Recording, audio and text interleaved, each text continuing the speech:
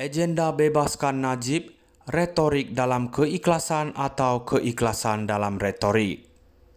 Persidangan Agung UMNO 2024 sudah pun melabuhkan tiranya dan menurut Setiausaha Agung UMNO, Dr. Ashraf Wajdi Dusuki, UMNO masih tetap utuh dengan agenda untuk membebaskan Najib.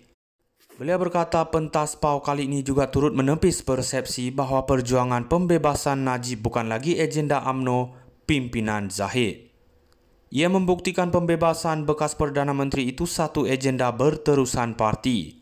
Dr. Ashraf Wajdi juga memaklumkan usul pengampunan penuh Najib paling banyak diterima pada persidangan kali ini. Daripada 171 bahagian usul yang diterima, 72 bahagian UMNO mengusulkan pembebasan penuh bekas Presiden UMNO itu. Zahid pada akhir ucapan sesi penggulungan pula turut memberi jaminan bahawa UMNO akan terus berusaha membawa keluar Najib. Zahid turut mendedikasikan sebuah puisi buat Najib di akhir ucapan penggulungan beliau. Kita tidak nafikan usaha yang telah dilakukan oleh UMNO untuk membebaskan Najib. UMNO mendakwa pernah mengumpulkan 1 juta tanda tangan. Kononnya akan digunakan sebagai surat rayuan kepada Yang di-Pertuan Agong agar membebaskan Najib. Tetapi apakah hasil yang boleh kita lihat dari usaha tersebut? Najib masih kekal di dalam penjara.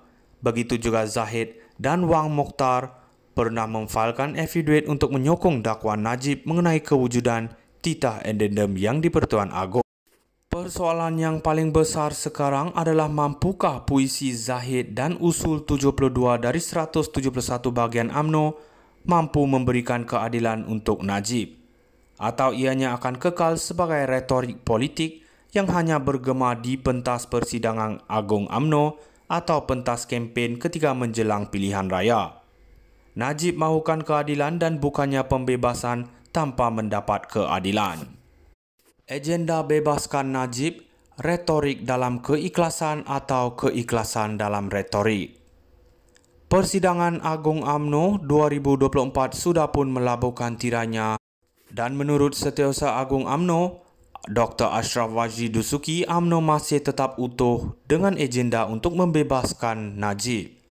Beliau berkata pentas PAU kali ini juga turut menepis persepsi bahawa perjuangan pembebasan Najib bukan lagi agenda UMNO pimpinan Zahid. Ia membuktikan pembebasan bekas Perdana Menteri itu satu agenda berterusan parti.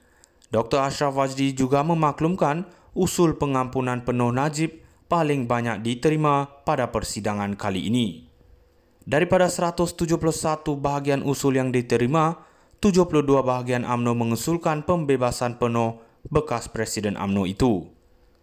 Zahid pada akhir ucapan sesi penggulungan pula turut memberi jaminan bahawa UMNO akan terus berusaha membawa keluar Najib.